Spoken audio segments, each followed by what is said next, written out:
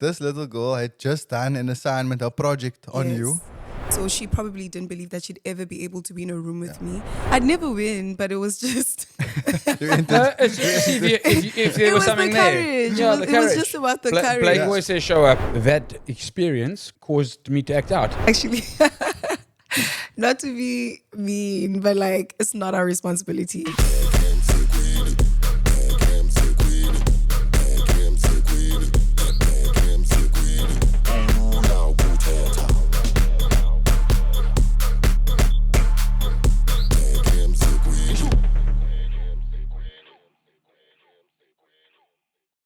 Ladies and gentlemen, boys and girls, welcome back to yet another episode of the Catch Up Podcast. Yeah. We're excited to be here and just bring you more fire. We are powered by Crocs, and we want to send a huge shout out to Road for all this awesome equipment. I'm your host today, Blake the Champ, joined by the infamous Jay Smooth, aka Jared Smith. And today we have a very special guest. Not only is she someone that we hold close to our hearts, an amazing human being with all of her accomplishments, second runner-up Miss South Africa 2023. She's a philanthropist, she's a motivational speaker, and overall she's just an awesome person. And she's also a dolphin lover, that I know about her.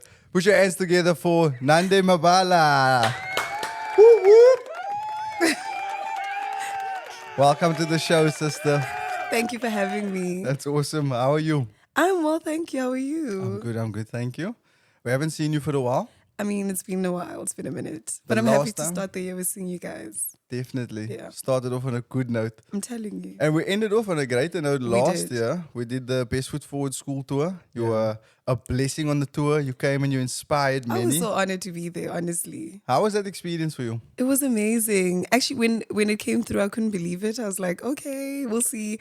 And then when I got there, I didn't think that I had anything to give until I just saw that your presence, it just matters. And some of the times I thought what I have to say won't make sense to the kids because of age. But when they asked the questions, I was like, okay, no, these kids are smart. Yeah. And they actually listened to what I Yeah. had been speaking about. And their questions were always based off of what I said. And so it felt good to sew back and just hear your stories as well. Yeah. Yeah. I think what's important is like for those people watching the podcast that weren't at the school tour, they're probably wondering what is it that you were actually speaking to the kids about? What were those sort of key messages that you were trying to drive home into their hearts? Yeah. Maybe we can talk a little bit about that, and then the people watching can also grab some of those keys to unlock some of the doors in their lives. True. Yeah. For me personally, also what was amazing about the tour is I knew that the kids would know who you are. Yeah. But there was one student, one little girl, and that stood out for me. I'm sure you can remember. I'm taking you back. She was crying her eyes out. And I was like, is this girl okay? What's happening? And then the story goes that, I'm sure we have the clip of this as well. The story goes that this little girl had just done an assignment, a project on you. And you are a role model, and she never thought that she would ever meet you me. in her life. And I know, that's so crazy. And Shout out Crocs. because she was crying and her friends were bringing her closer, and I was like, oh, because some kids do cry when they do Yeah, see for me. sure. And then when I heard the story, I was like, oh my goodness, I can imagine this moment. Yeah. And a lot of the times, all the people that I looked up to, for example, Rolene Strauss, and she won Miss World, she had met Joanne Strauss, just saw her for 5 minutes. She had come to the small town that she's from, and she never thought she'd be able to see not even one Miss South Africa. And all Joanne did was say, hi, I'm Joanne, gave her a hug and left. And that was the moment for her. So when I had a moment like that too, a moment because I thought about that all my life and I got to have the same moment, it was just amazing. it's incredible, that spark, and what it does for you. Yes. Because I actually believe that we don't need anybody else to follow our dreams. But all. we need ourselves to believe in our dreams. And moments like that just matter. boosts the belief that you have. Especially when you don't, because we have a limiting belief. So she probably didn't believe that she'd ever be able to be in a room with me.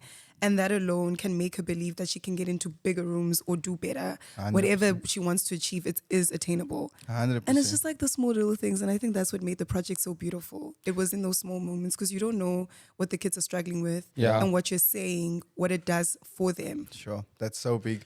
So maybe let's take it back to when you were a young girl. What's your story? Where do you come from? Where did you grow up? Was this always the dream? You're a professional model, but you also second Miss runner-up on Miss South Africa. And can you just take us back to what the dream was when you were young and where you come from? So I'll start with where I come from. Yeah. Both my parents are from Ezweletemba. It's in Worcester. It's a small town. I always used to say we have one exit and one entrance, but we actually have a second exit and entrance now. So that's Now, yeah, because we used to go to Worcester a lot, and it was just one way in, one way out. But now we have another way because the bridge had fallen in, and then they found another way. So shout out. And then, so my parents were both from there, and luckily, not necessarily luckily, my dad went to exile, and when he came back, he automatically got into the army and then got housing from the army, and we stayed in this flat called Castle Court in Cape Town. Okay. And then he got my mom into the Navy as well. And out of all of my mom's friends, she's the only one that made it out, and she went to school. She finished matric. She didn't go to varsity, unfortunately. And so then we kind of made it out, but in our own little way. So I always used to go home, and I always say I was raised by so many people, because when my mom went into the Navy, she had to leave me, and I was, I think, about 3 months old. Yeah. And everyone in the street helped my grandmother and her sister to raise me. And so all of those people raised me. None of them went to university. I went to university. And it's just those things that have always sewed into me. I've always been surrounded by matriarchs who sewed into me and always reminded me about how special I am. My aunt, she didn't even finish matric, and she'd always tell me, she'd always say, you'll finish matric, you'll go to university. And she'd always make an analogy. She'd be like, I want to put you in a bottle so that the world doesn't touch you because you're so special. Yeah. And that stuck with me, because if I was a young girl being told how special I am, that she wants to like put me in my own little special bottle so no one can touch me. It just goes to show how special I am. Yeah. And it's those little things that really made me dream bigger and see beyond my limits. And my mom's also one of my biggest cheerleaders. She always motivated me to see beyond what I saw. And she'd always tell me, like, I didn't go to university, but you'll go to university. Even when I wanted to get like holiday jobs at Woolies or whatever, she'd be like, no, I did that, so you won't do that. Yeah. You'll do much better than I do. I did all of those things on those menial jobs so that you wouldn't have to. Yeah. So if you want something, work for it. But otherwise, read a book. Yeah. And she always put my nose in a book, and I got to dream outside of all of it. And God just always brought different people around me. And so basically, in a nutshell, my life was just always being surrounded by people that sewed into me and allowed me to see bigger and better. And I definitely used the television to dream, and seeing women that look like me doing things. And I was like, okay, maybe I can do it. And then I would just start off with little things, testing myself, like at school. If there was a Valentine's Day show, I would walk, just to boost a little bit of confidence in there, you know. Primary school and high school. Primary school and high school. Okay. Primary school and high school, yes. But I'd never win, but it was just... If there It was was something the there. courage. Yeah, It was just about the courage. Blake always says show up, huh? Yeah, Yeah, my it was favorite just- quote. Yeah, It was just 90%. about the courage. So I come from a small town. I wasn't surrounded by scholars, but they made a scholar out of me. Yeah. And they taught me a lot. And my dad as well. He's a very proud man. I can So imagine, of course. Yeah. Lots My to dad be would proud always of. say to me, your father is a very beautiful man. So he'd always so into me to be strong, to have a bold voice, not to be afraid. And yeah, like I saw that I came from nothing, and I wanted to bring more into my community, or just show people the caliber of people that come from my community. Yeah, and I know we spoke about generational curses as well, and breaking a Yes. generational curse. You know, like you say, doing it better. Your mother said to you, this is the way that she did things, and she would like things to be better for For you. me. But it means that you have to put in the hard work to actually make that happen. Exactly. So how old were you when you came to Cape Town? I was maybe 3. Okay. So still you Yeah. didn't hit school yet. You weren't even in primary school yet. So you did all of your schooling here. I did all of my schooling here, but I did go back to Worcester for a year. So I always speak about this openly because I think it's important. My dad went to exile, and I think, PTSD, but you don't necessarily get the help that you need because a lot of things happen there. And so he was quite abusive toward my mom. So we grew up in like a lot of chaos. Yeah. And so I always say, seeing my mom wake up in the morning after like being beaten up the day before, she would wake up, make us lunch as if nothing happened. Sure. And although it's for other people, it would probably teach them something different, but for me, it taught me resilience. That it might be dark and sad the next day, but the day before, but the next day, you have an opportunity to make a different story out of your day, or just to change the narrative. Yeah. Powerful. Yeah, like she would always just be smiling and laughing. as if nothing happened, and then it would make us forget. And now that I'm older, even when I was growing older, I just realized what kind of strength it took for her to be able to do that. And I just thought, if I come from that woman, like there's nothing I cannot do. So, there's so many things that I had to go through, like generational curses as we speak of, that so many things happened around me. And I know so many kids also, especially in the township, especially with like alcohol abuse and all of those things, they see so many things. And it's just a matter of being like, that's the choice that they've chosen. And I'm not going to judge them because I don't understand the things that they've gone through to make them choose that drug of choice or choose that lifestyle. Yeah. But I want a different lifestyle for myself. And that should be what pushes you, not necessarily what breaks you or makes you self-sabotage, because there's also that. Yeah, when you mention that now, breaks you, I just thought of how that could have broke you watching that. And everyone's normal's different. You speak about this a lot, is we all have secrets that we're keeping a secret, but those secrets are keeping us sick. You mention that a lot of the time. And clearly with your secret, it doesn't keep you sick or make you sick because you accept it as your reality, but it doesn't define you as who you are as a person. Exactly. Instead, it made you stronger. And you looked at your mother's resilience and you said, there's something powerful I can take out of this is I'll take a strength from her character instead of a weakness from maybe your father's character. Exactly. And that's beautiful because at the end of the day, like you say, when you wake up in the morning, you need to write the script for the day. And you need to change your narrative. And I always believe that at the end of the day, if I were to use that as an excuse to just act out and, because it does different things to different people. Yeah. Our traumas do different things to us. For sure. Yeah. And for me, I was kind of like, if my parents were to pass away and I had not made a name for myself or done anything for myself, who could I blame? Because the people that I'm blaming, they're not there anymore. For Yeah. sure. So But it's like for me, when I was sexually abused at 6, that experience caused me to act out in a sexual way from a young age. Exactly. And that also caused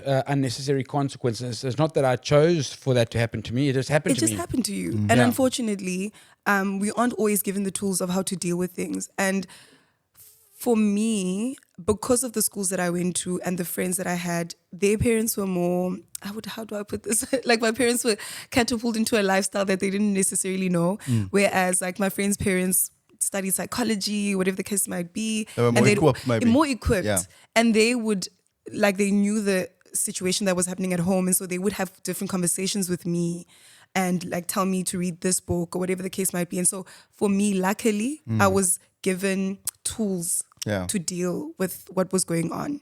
And so when you're a child and you aren't given tools to deal with what's going on with you and you can't necessarily speak about it, it does something to you. And like with me, I had conversations with my dad. I would ask him like, why are you doing this? Like, What would he say to that? yeah, you would always tell me, like, for example, there's a lot. But No, but just what, Yeah, so- what was the common thread? Like, so the first one was his dad was abusive toward his mom when he was growing up. And he was also quite like hectic with them, like in terms of discipline. Okay. And so that all played a role. And so basically, now that I've studied psychology, I understand that no one taught him how to vocalize how he was feeling. And so he did it via what he knew, okay. which Conditioned. was conditioned. Yeah. So what he knew is you don't speak about the problem, you sort it out. And my dad's never, when even growing up, my dad's never hit me. He always told me he doesn't want me to ever feel the hand of a man, so he won't hit me. So if I was in trouble, we'd have a conversation. My dad's very political, so we'd have a conversation about it. Yeah.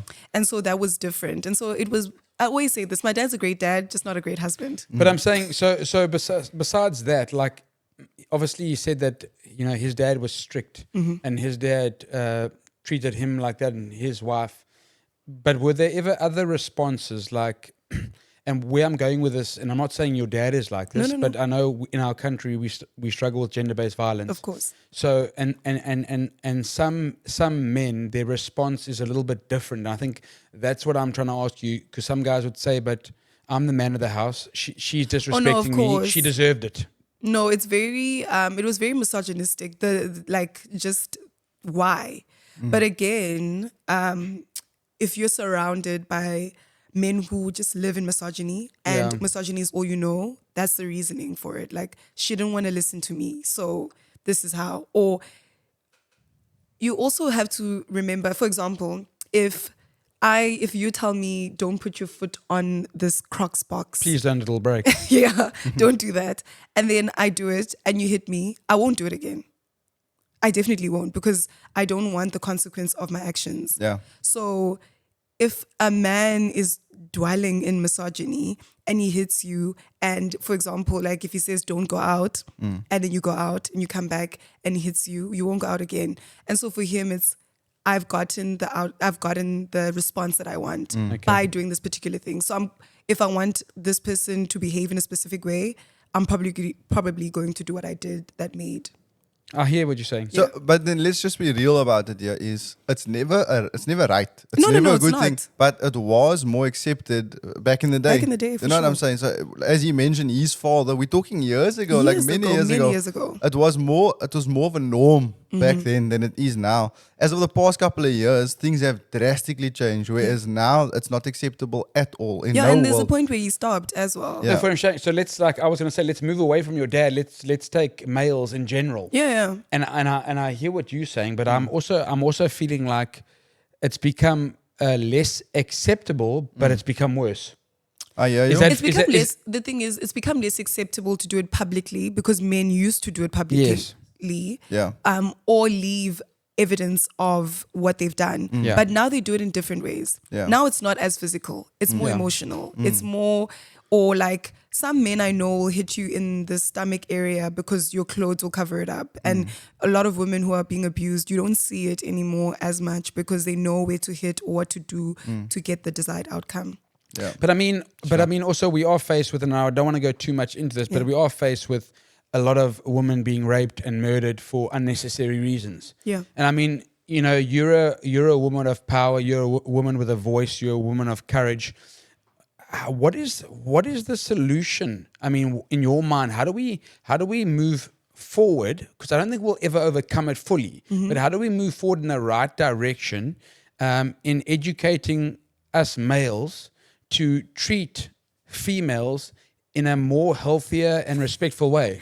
Actually, not to be mean, but like it's not our responsibility. Yeah. Okay. No one teaches us how to be women. No one, and it's not my responsibility to teach a man how to become a man or how to act right. Yeah. That's cool. So Because- it's our responsibility to Yes, teach because each other.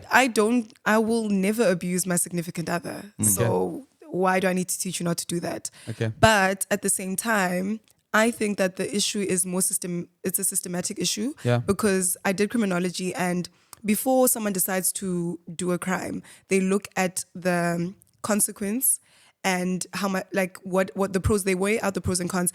If the outcome or what they desire is higher than the consequence, they'll do that crime. For sure. So the issue here is men rape, they abuse, but they've never seen any man get consequences for their actions. They hardly go to jail. Nothing's really done with it. If in every 60 seconds, 5 women are being raped, there should be 5 men going to jail, but they aren't. And so that allows them to know that I can rape someone and get away with it.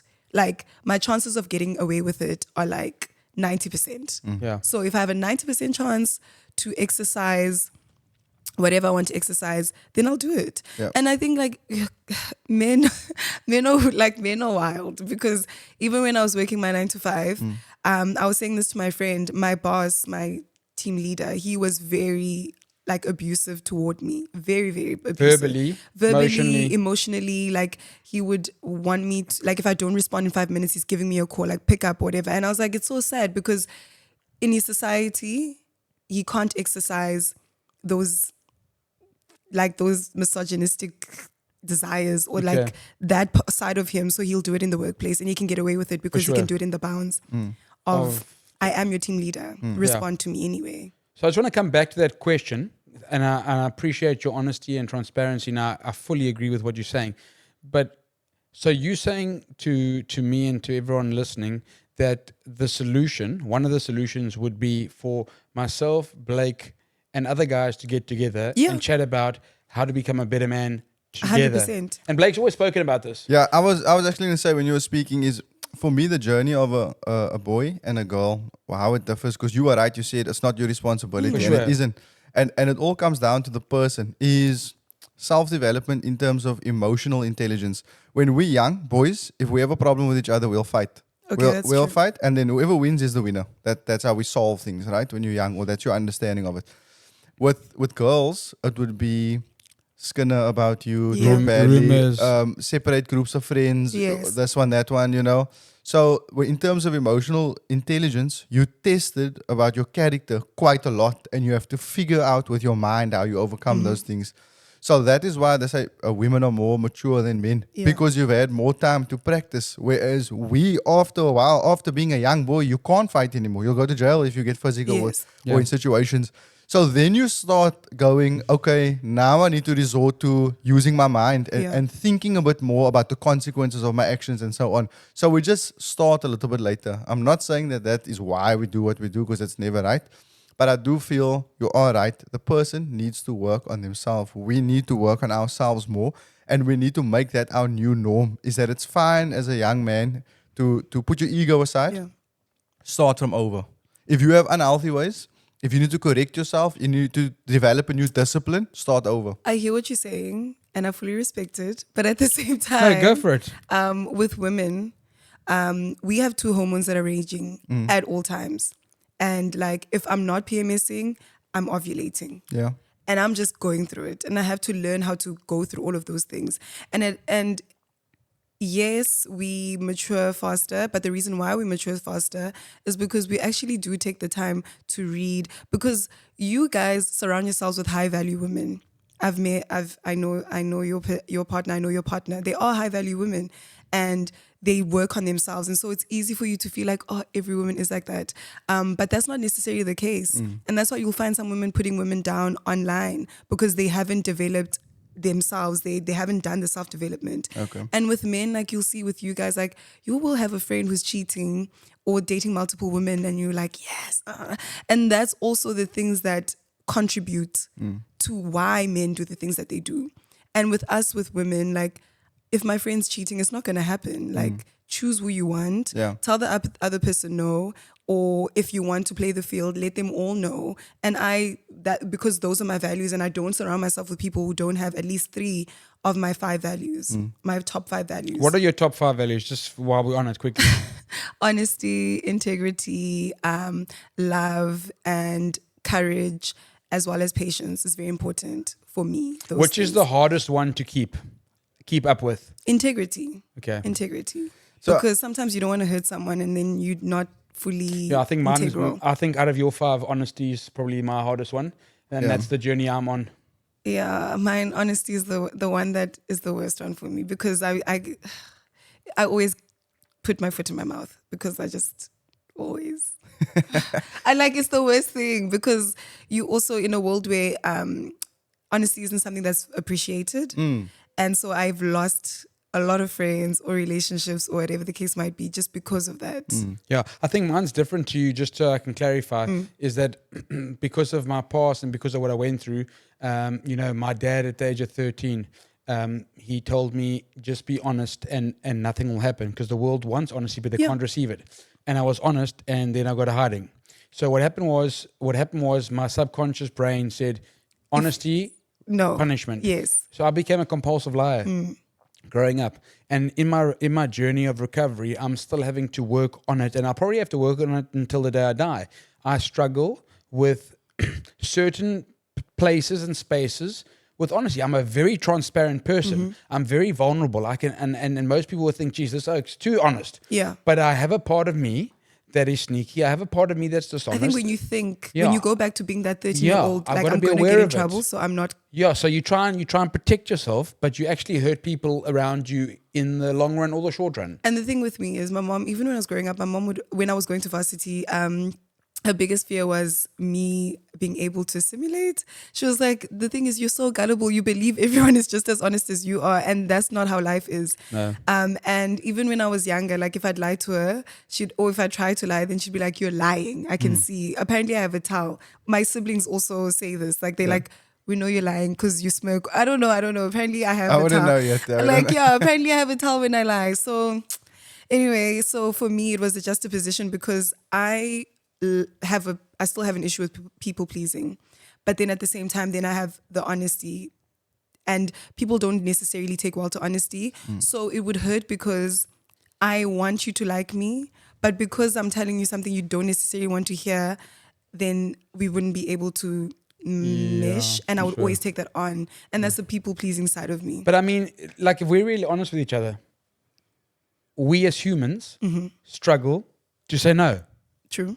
We struggle to exercise that muscle. True. And I think we don't talk about that enough. And I think a lot of people on some level or some degree are people pleasers. Yeah. Because it's almost like successful to what you value. If you value a relationship higher than yourself, you're not going to say no to that person because you want to be liked. You want to belong. So, and we know that if we don't learn to say no to certain situations, we find ourselves getting hurt. We got regrets. We got trauma and disappointment. And there's that thing when and I find this a lot, even with myself, even now, like to this day, where you give so much of yourself to someone and then they don't give back, and then you're like, but that's so self-serving.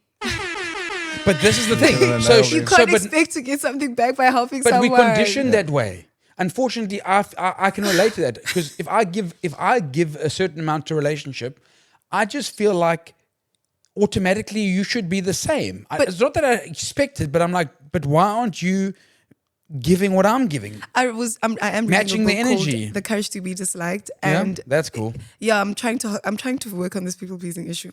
And then he spoke about, so he delved into it, and he was like, that's other people's tasks, and you have to give people their tasks, what people think about you. Like today, whatever I say here, what you think about it, Blake, or what you think about it, Jared, that's none of my business. Like that's your task to deal with whatever I said. If it rubbed you the wrong way, then it did. But I cannot take on that task of you being able to ingest what I've said or to believe in it or understand it. Yeah. And when I read that part, it hurt a lot, because that means that anything that I do, although my people pleasing brain believes that I'm supposed to get it back in the same tenfold or the same amount, it's not going to happen that way, because I was giving to that person and that person isn't people pleasing like I am, and they're not going to do something they don't want to do. Yeah.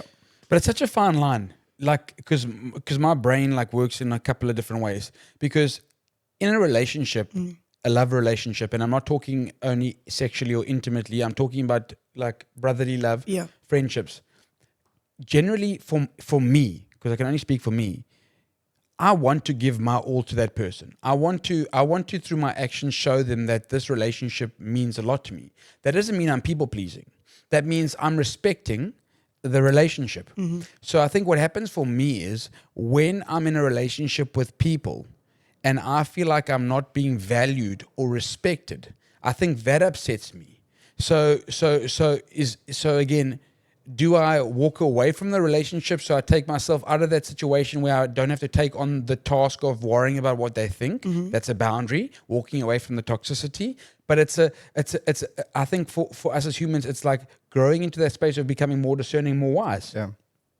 So the issue with that is lay it on me straight. So spit the balls. It was difficult. It was guys, wow. It was difficult to hear it, but also because if you grow up in a household where you have a parent that's very like super critical of you, it's like kind of like self-harm, but not really self-harm. So you have you ever noticed that you have that one friend that gives you everything? Like when you call that friend is there. Yes. And then you have that one friend who slacks. Yes. But guess who you're gonna show up more for? The slacker. Okay. Got it. Like, why do we do that? Why do we choose the person that messes us up the most? When you were younger in that household, you always tried to do whatever you can to get that love from that one parent, and you actually never got it. And so it's that you constantly want to find that. And so until you console yourself with that particular relationship with that parent and what happened there, and understand that that is who that person is, and it has nothing to do with you, then you stop. But even I remember as a teenager, and this is where I realized it for the first time, is that I was in grade 9, and there were 2 girls I could have dated. I went for the more attractive one. Of course. Okay? But if I look back, the girl, and the other girl wasn't bad looking. But if I look back, I should have chosen the other one, because she was actually kinder and sweeter. The one I chose lasted a month. Of course you did. If I chose the other one, it might have been a year. No, because you believe that you have to work to be loved. And it doesn't work that way. People just do love you. You don't have to work to be loved. Yeah, but we got this performance anxiety imprinted in our brain where we feel like because you had that one very critical period. I'm the same. And I had a very close friend. We even have matching tattoos, and I had to let that relationship go because we had, like I said, we had a life coach at Miss Essay, and her and I spoke, and she she broke me and built me up again. And she was like, this is the issue. And she was like, after a few weeks of doing the work, and she was like, well, we've come to an end of doing the work. So this is a decision I'm giving you. You pack up this little pity party that you've been having on your own, or you continue as you were. And then I packed it up. And then once I packed it up, I realized so many things. And you have to, unfortunately, let it go. It could be that person leaves you in an anxiety, heightened state of wanting to work and work and work. And and it's not the person. The issue is not the person. The issue is you. So you have to take yourself away. They just trigger stuff in us. Exactly. But you know what the hardest thing is, and I think Blake will agree, is that, and we speak about this a lot in the schools, is I think we as humans struggle to walk away from relationships because it's dysfunctionally comfortable. It is. And the thing is this, we need to realize, and this is just straight facts, is that one relationship can make or break you. One relationship can destroy your dreams. One relationship can take you completely away from the person you want to be. One person. One person. It just takes one person. Yeah. One person. Like, and I'm being serious now. No, seriously. One It's person. crazy. Yeah. One person. Like, you could be on your way to being like the NBA player of the year or whatever the case might be. Like, your life is going on. It just takes that one person. But I think for me, and there's something that like self-talk so important. Blake always also speaks about this. But I think for me, what's important is we got to decide, like, are we going to choose the pain now or the pain later? And the thing is, it's different. Because if I choose the pain now of walking away, it's less. Yes, it sucks. It hurts. There's loneliness. There's anxiety. There's separation anxiety. But the pain will subside and I will grow. But if I stay in that situation longer, at the end of it, when it blows up, the pain and the trauma is so much worse. It is. 100%. But we choose the greater pain. We do. And my friend, we've been friends. We actually met in Dogon Park. We've been friends for a long time. We're not going to mention names, eh? Yeah, no. Okay. We've been friends for a very long time. And I was like in a situation, and it was still fresh. Like I was just speaking to this guy, and she was like, the thing is, you can have fun, and it can be fun for now, but you have to remember that you have to do the work of the 4 months, if it's 4 months, or the 5 months, if it's 5 months, for sure. or you can leave now and just not do any of the work. Okay, so quick question. I need to ask this, right? We're on the topic now. Don't you think a lot of those decisions come from us wanting what we can't have? Always. Because he said it, he had 2 girls to choose from. Like, the one was willing. She was already sweet and kind and showing interest. The pretty one that he referred to probably wasn't showing him that interest. Also, the thing is, he probably thought, I can't get that girl, but like, I need to show myself that I can get that For girl. sure. And all the other boys was like, that's the girl, that's the girl, that's That the question girl. hit me like a wave. You want that, and now you want it so much, and you don't think you can have it. You want to prove to yourself that you can get it. And then it lasted a month, and now it's over. And now you realize, and also what that does to you, that I got it, but I could not keep it. Yeah. So what does that say about me? But I've also seen in my life, and I know this is probably a little bit of too much information, so I'm going to keep it. I'm going to keep it based down to principle. Okay. But a lot of things in my life that I thought I couldn't have, when I got it and had it, I didn't want it anymore. Yeah. Like, I didn't even value it. Yeah. Yeah. So it's like, what was it really about then? Like, for 5 minutes, it was amazing. Yes. And then after that, like, I don't even, like, I was like, I've just tossed it to the side. Yeah, for sure. It wasn't what you thought it was going to be. Exactly. Yeah. It I wasn't feel what that. you thought. But is that the same? It wasn't what you thought. Is that the same thing as our parents telling us don't do something and we do it anyway? Like, I feel like when people in my life told me as a youngster, don't do it, I'm like, what are they talking about? I'm going to do it anyway. Also because, like, why are you telling me not to do it? Yeah, what's up with that? What's so special about that? What are you hiding from me? Like the story of the cookie jar. Do you know what I mean? If you hide the cookie jar, the child will go and look for that cookie jar and eat from it and steal from it. Put it on the table. What do you They'll mean? probably fizzle out. What do you Stop mean I can't eating have it? I want to see what, because also I think it's a thing of like, that's Curiosity, how yeah. that's how it turned out for you, but who's to say it's not going to turn out different for me? Yeah. But that's actually the things I feel in my own personal experience. I'll talk about my life quickly. Is I think some doors that are opened, I couldn't close as quickly. and it came from that curiosity. Yeah. So we must be wary of that, because now I've managed to close doors. Now I managed to have my grip on things, but it took longer to close the door than it took to open that door. For sure. And it started based on curiosity, but once the door was open, I was like, I didn't know all of this was here. It's a can of worms. Now, Yeah. like, everything's everywhere. And it's like, opening a cage and trying to put all these things in and everything's running. Like, how do you get it together? And I also think sometimes when you're in it for too long, you feel like you can't get out. Like, I've done so much already. Yeah. I can't. You become a prisoner. You do. Yeah. You do. Because also after, I think, honestly, this is true to everyone, not to be too No. revealing, but you do something and then there's always that thought of, I have to live with what I've done after closing the store. And now that I'm sober-minded, because there isn't that excitement anymore, how do I deal with the decisions that I made when I opened that door? And that's, I hear you. It is a struggle. I use identity. I use the fact that I now pride myself in the fact that I can create my identity. And it means I'm sacrificing fun. Like at the moment, I don't drink anymore. But for the past couple of years, I did drink and I enjoyed it and I did my thing and so on.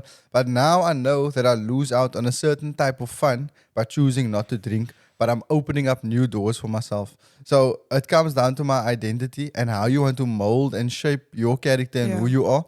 At the end of the day, the world sees you a certain way, but you're responsible for how they see you based on your actions. That's true. Actions speak That's louder true. than words. Yeah. So you are right. It's a struggle to close It a is a chapter. struggle. To even leave certain people behind. Because you are friends, you do get along lekker, but maybe that person isn't the best for you in terms of where you're going. And the thing is, your identities merge.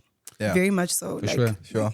Like if you see me, you see her, and if you see her, you see me. Yeah. It's that type of thing. And you're like, how do I then separate myself from it? And your truth's about identity. That's very truthful. But I know this might sound funny, but this is actually true. Is that why people end up looking like their dogs? I haven't heard that one before. I've heard Dude, have you that not seen when it on Like social couples. media? couples getting I've heard married. about couples. No, have you not seen that thing on? It's on social media. They've taken celebrities and they've taken their dogs, and they've had their dogs for like 5-6 years, and they look similar. I don't know. I haven't seen that. I can't Guys, speak I'm on it being because serious. I haven't seen it. I don't I believe know, the internet. I know the partners thing. Like you end up looking like Yeah, your well, partner. Kirsty and I look similar. You guys do, we could actually. be siblings. You guys literally do. Yeah. Where is this one going? No, We could be siblings. no, but I mean, we're not going incestuous yet. We're just talking about life, bro. But I wanted to come back to the point we were How making now. contagious Yeah, things are. People are that we surround ourselves with and Yeah. dogs. and I think one thing we speak a lot about in schools and in the seminars and in the workshops that we do is that just to put it in layman's terms, guys, is that it takes 1 second to open a door, but a lifetime trying to close it. And as Blake says, not everyone has the opportunity to close some of the doors they've opened. Exactly. And one door can kill you, kill your dreams, your self-worth, your mind, everything. And that's why it's so important that we are so selective about the people that we invite into our space, because we have the power to invite and let go. But it's the letting go that's hard. And it reminds me of the rich young man. I love that parable. I love that parable, and we're not going to get too, but that parable speaks about a guy that had everything. He thought he was doing everything right in life, and he was told to do one thing, go and sell everything and just go on a mission. And he walked away sad because he wasn't willing to let go of certain things to have a better life. It's so crazy this week. I haven't been tithing.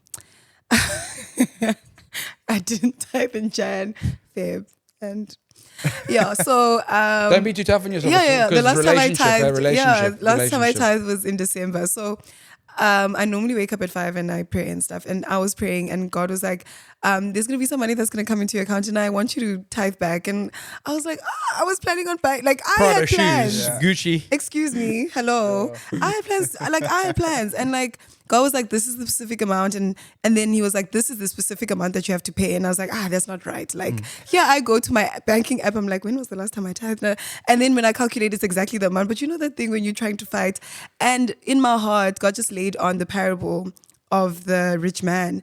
And I was like, it's so crazy because you think that you have control over everything. And so sometimes letting go is just the method to like lose all of the madness. And like you said, I think it's very important for anyone that's struggling with closing a door. It doesn't matter what door it could be. There's so many things that we struggle with internally. Like it could be even like procrastinating or people pleasing or self-sabotage. We do so many things.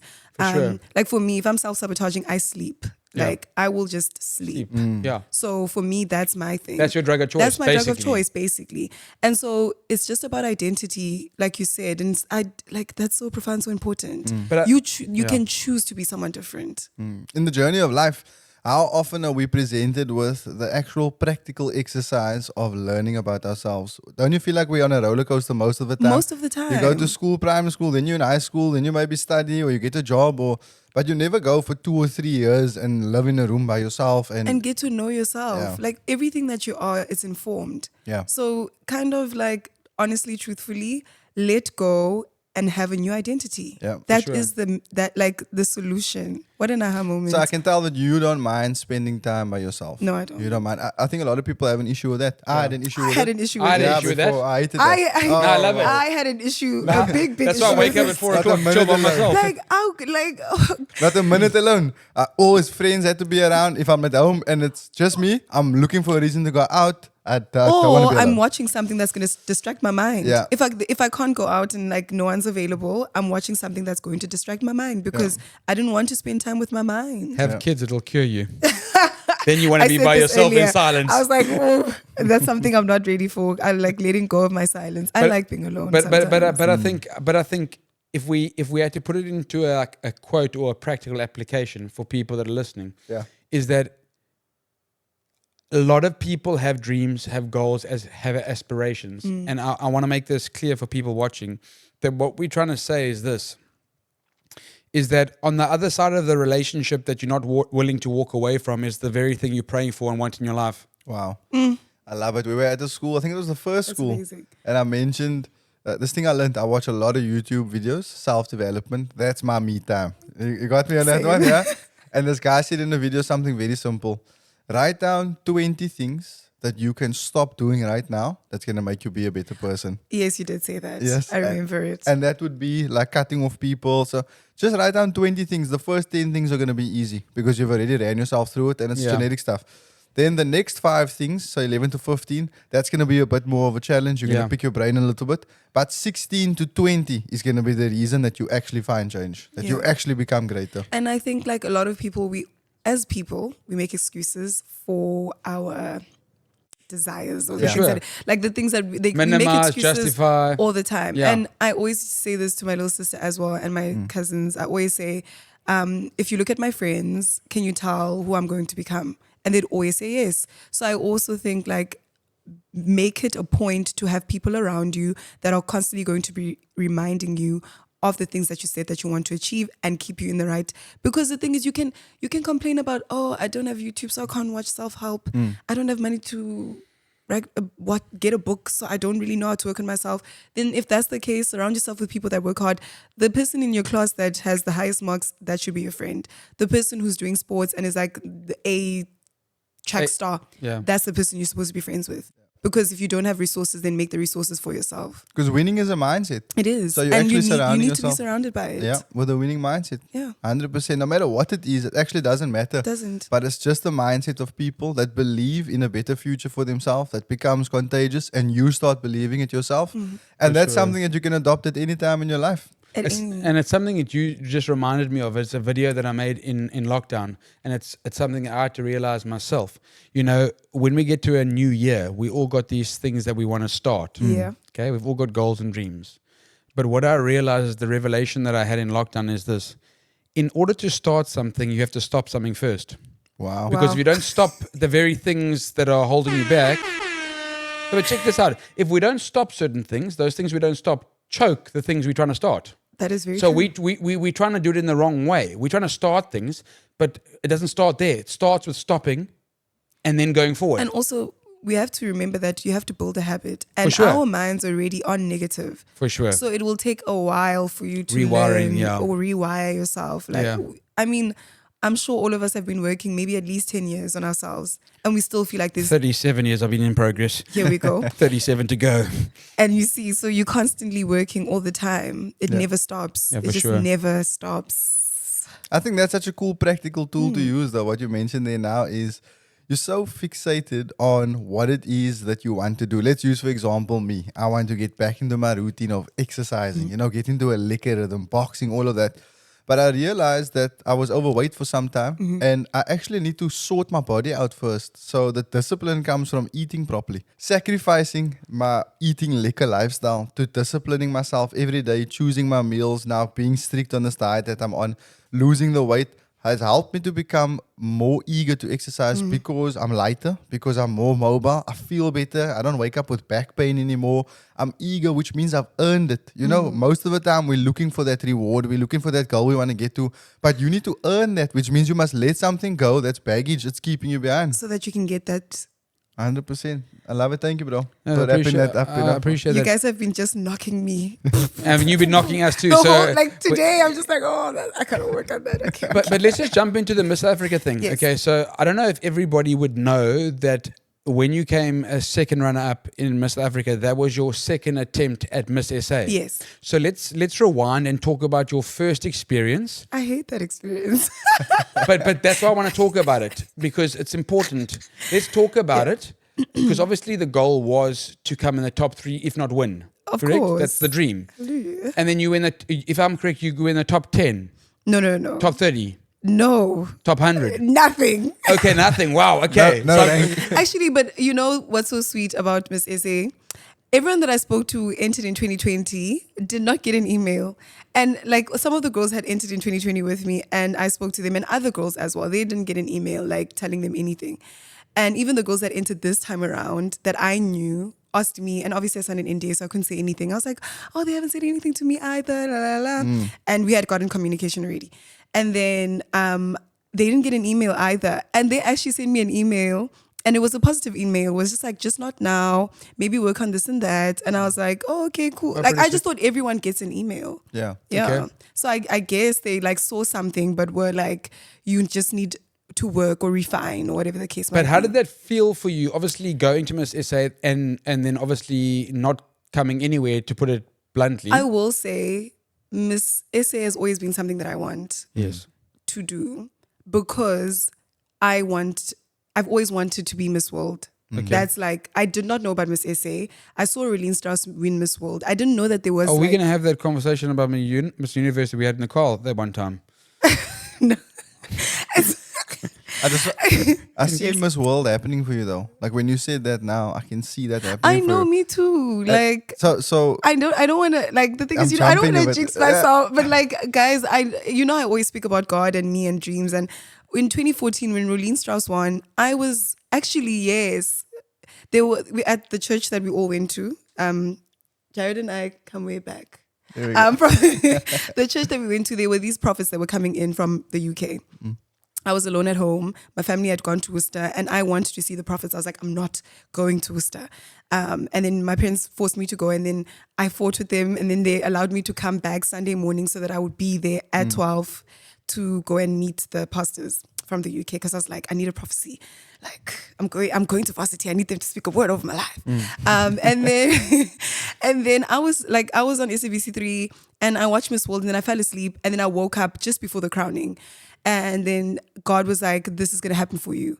And so then because God said this is going to happen for you, I then knew you have to win Miss SA and then go to Miss World. So Yeah. I was like, of course I'm going to win Miss Stepping SA stone. so that I can go to. So for me, like Miss SA was like something that I knew is mine. Yeah. It doesn't matter what's going to happen. I'm going to end up on that their stage. So in 2020, when I entered, I had a prophecy, guys. Oh, like it's mine. Yeah. So when I entered in 2020, it was just a matter of doing, like recording the video. Yeah. Did you know at that point when the first time didn't work out that you wanted to re-enter, or were you like, oh, stuff this, I'm not doing it again? I knew that I wanted to re-enter. Okay. It wasn't like, for me, I have that mindset of I want to fully exercise my dreams and then I can let it go. Like I never want to be older and be thinking No what could have regrets. happened if I would have But the first year after that, I was kind of, like it wasn't nice. It wasn't a nice thing to happen because the girls that got in were celebrating. And I also had to make an announcement online that I didn't make it. And then you get the messages where everyone's feeling sorry for you. Yeah. Yeah. hear you. I don't like people feeling sorry for me. I was shocked though when Kirsty told me, because I remember Kirsty used to say to you all the time when you were a lot younger, you need to enter. I'll even Kirsty, drive you like, there. Kirsty, Yeah. She was the number one supporter. Also, varsity was also one of those things where Kirsty was like, "You're going to varsity, like whether you want to or not, like you're going to varsity, and you're doing Miss SA." So the first time was very difficult because I do remember, like, I just went into the bath and I just cried and I prayed to God and I was like, "Okay, this has happened now, but what can I then do to?" Like, now, what do I do with these feelings that I have now? Like, what do I do with them? And luckily, I came across The Secret. It's a book, The Secret. And that changed my life completely. Because from there, I then started full-time modeling. In 2020, I signed up for a modeling agency. I got signed. 4 hours after I got signed, I got my first ad. Like, it was just crazy, just the momentum. And no one was taking models at that point. And I got in. And I started modeling, and I was like, first of all, when I was recording my video, I was too nervous. It took about 4 days for me to record the video. So I was like, "You're not comfortable in front of the camera. You got to work on that." And then I was like, "Okay, I'll do modeling to work on being comfortable in front of the camera." And then I did more things where I was speaking, more like public speaking more often. So I got to do the work. Yeah. And then when I entered, then I did Miss Maori Sundowns as a trail, like as a trial run. Yeah. For Miss SA. Yeah. And so I did really well there. And then I entered, and then everyone's like, "Oh, this year, please enter, this year, please enter." And I was like, "Not yet." And then I wanted to finish my degree before I enter again so that I have better standing as well. So when I entered this time around, I felt like now's the time. Not really, but I felt like when I was the time. Like I decided maybe, I think 3 days before the closing date. Okay. Yeah. And how does it work, just for us people that don't understand how Miss SA works?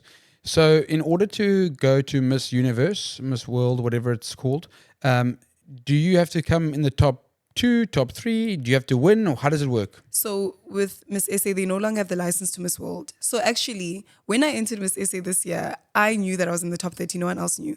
Then there was an announcement that Miss World is being acquired by someone else. And I went to my close friends. I'm like, "What? Like, what is God doing? Because this is not the plan." I was like, "What? No." And I was like, "Do I withdraw? What do I do?"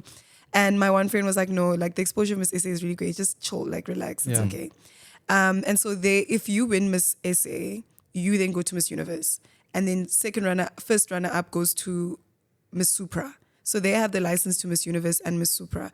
But because Natasha has gone to Miss Universe already, when she was second runner up in 2020, she cannot go again to Miss Universe.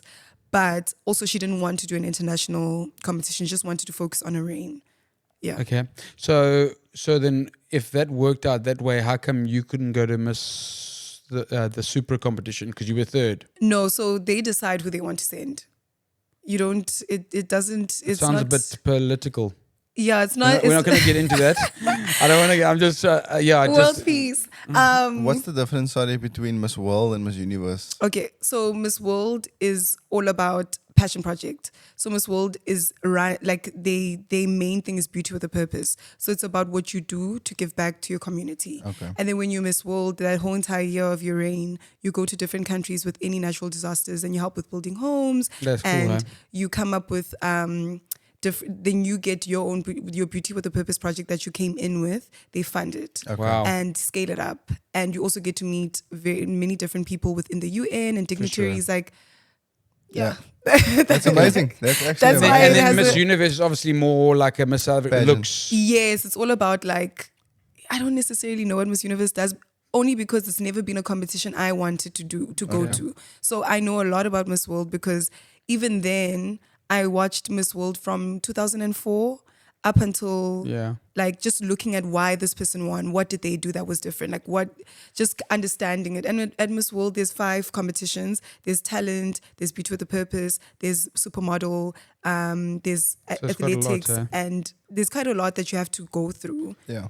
And there's also head to head, where you come with your beauty with a purpose and you basically prove why yours is the better one out of 117 for sure countries. But I mean, it just shows again one, and I think something I'm taking away from today again is like, no matter what you go through, there's always that opportunity to bounce back.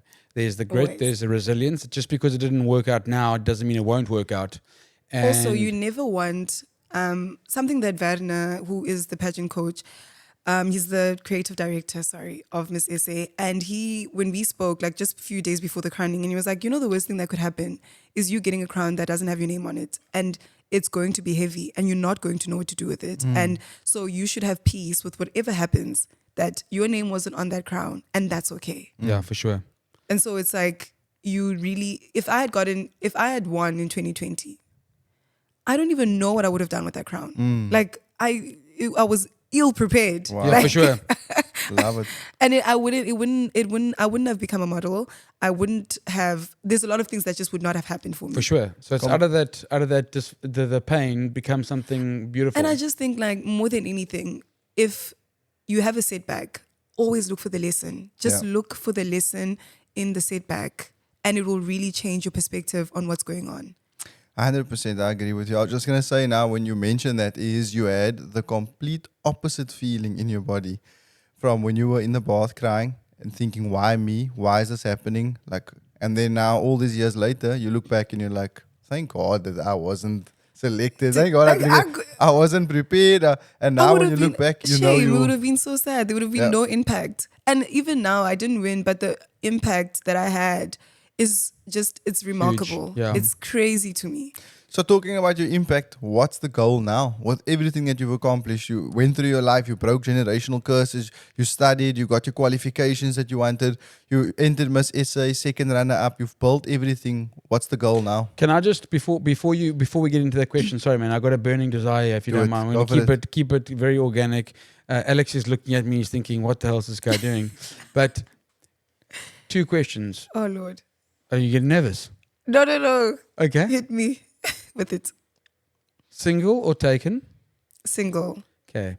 5 qualities that you think women should look for in a man before choosing him to be part of her life. Lord. His integrity. You don't want a man that's swayed by everything. How he treats other people. How he is when he's angry.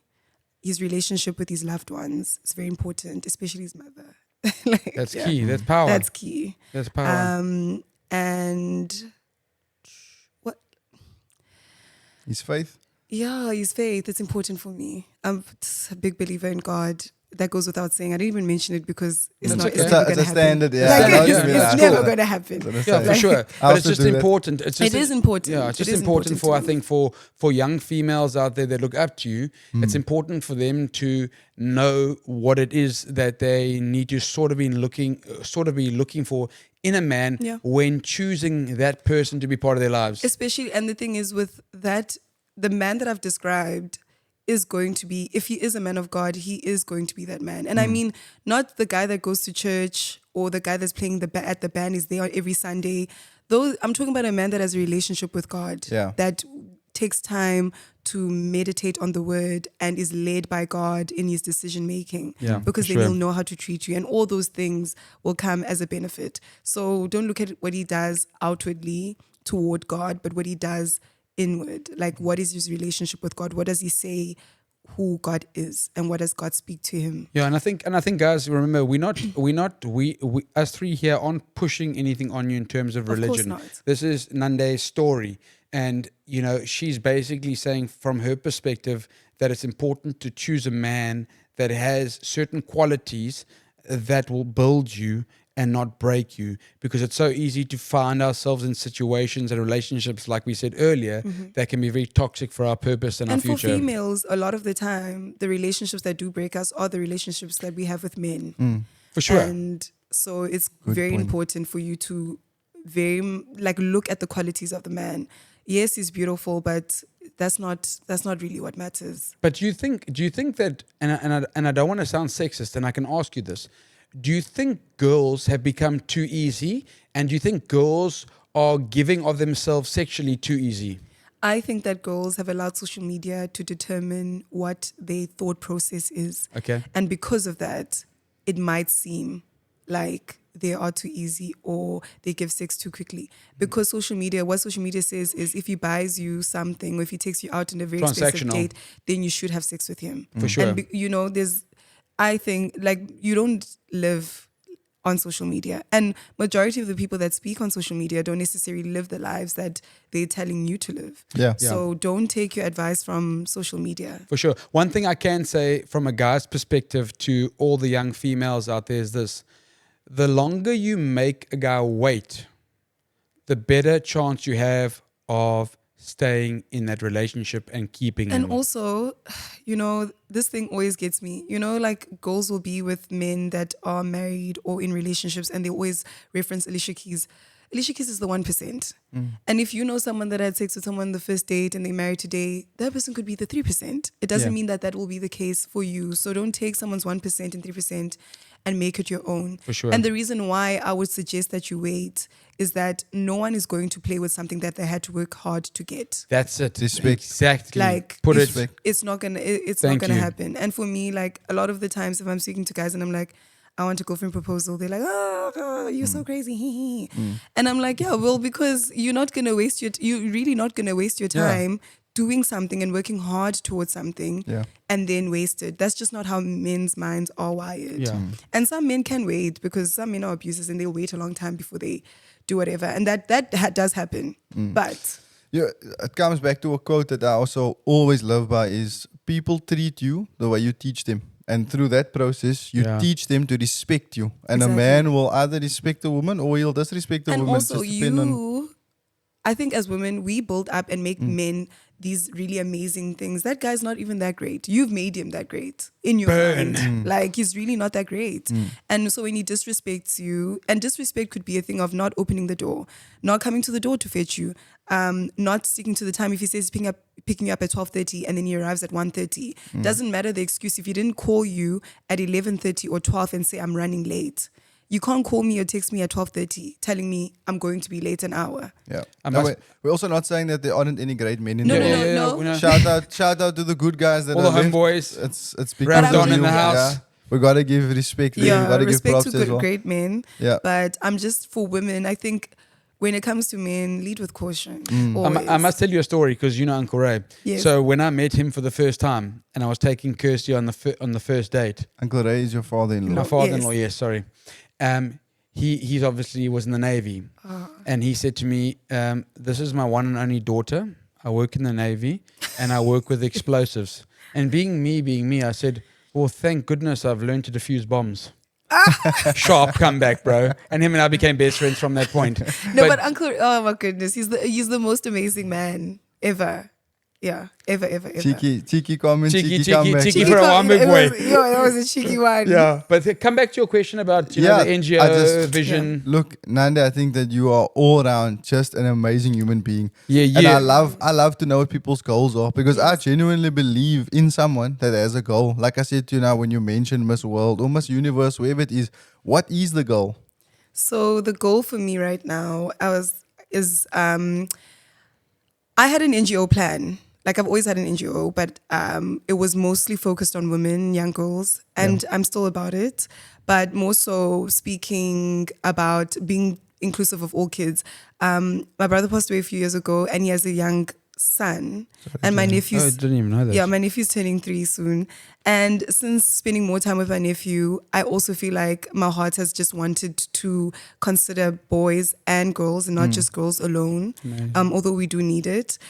So I just want to focus more on going into schools, and there's 2 schools in particular that I'll be working with, one in Eastern Cape and one in my hometown, and we'll be building a farm, and with those crops we'll just be giving kids nutritional meals to help them just last longer in school in terms of being tired, falling asleep, and just helping them learn leadership skills, because with those crops that we make, I will be teaching them how to pitch and sell those to any entity within the community, like ShopRite, USave, or the casino, and it's called Go Green. Nice. It's going to be a Go Green society. Nice.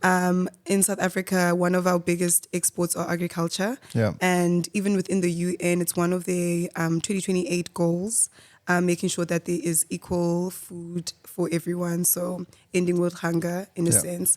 And so it'll give me more opportunity to spend time with the kids and also bridging the gap between kids in private schools and public schools. And that's why it's called Go Green Society, because I also want to take it to private schools where they'll have crops that they take to underprivileged schools. And so we can bridge that gap and they can learn from one another and spend time with one another. Super proud of you, honestly. Like Amazing. just listening, I'm just inspired as well. And I think, you know, just working with you on the cross school tour and having you on the podcast and just chatting about your NGO, I know and I have a deep sense that going forward, we're going to collectively be doing a lot of work together because we all got the same passion, we've got the same drive. It might look slightly different, but it's always about the next generation. It's always about upliftment, equipping people with the skills and tools to become the greatest version of themselves. Yeah.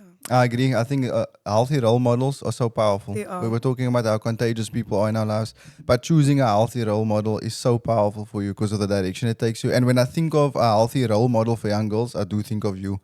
Oh, So thank big you. shout out to you for all the work that you've done and the person you are. Thank you for being on the show. Thank you for for having me. Last your question. time. Yeah. Last question.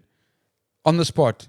If you could be any gibbet, You hate me. Yes. what would you be and why? There's some gibbets there you think can I look. have it. Yours, Okay, you your got it? Crocs are packed with gibbets. I love it. Of course. I hope. Yeah. There's the one with the nails. Okay. Okay. Yeah, like the Yeah. finger. Yeah, that describes me. Like I'm a soft girl, please. Beautiful. Like anything is just. I'm always just like I don't know. It's my personality. You like It being speaks- pampered? I like being pampered. It speaks to my personality, and it's pink, and that's my favorite color. So like, it just speaks to the kind of person that I am. If I think of myself as a gibbet, it'd definitely be that one. Yeah, guys, we are running a fundraiser at the moment. Okay. You can take Nande on a date. It's R1 million for Of one course. date. Just supper. The R1 million gets donated to her charity of choice. Yes. And you can decide where the date is. It's only supper. That's it. R1 million into her That's all. NGO. If you're interested, hit us up. And I'm being dead serious. Much We're being love. very dead serious right now. Yeah, we're being dead serious. Terms and conditions. Apply. 2 bodyguards will be attending the At- supper as well. But I'm being legit. Ted Hamilton, the movie, you've checked it out, eh? Yeah. I haven't watched it. Have you not watched it? So it's a good-looking guy at school, and they're raising funds, so you can win a date with him, and you got to buy a raffle ticket, and the money goes to charity.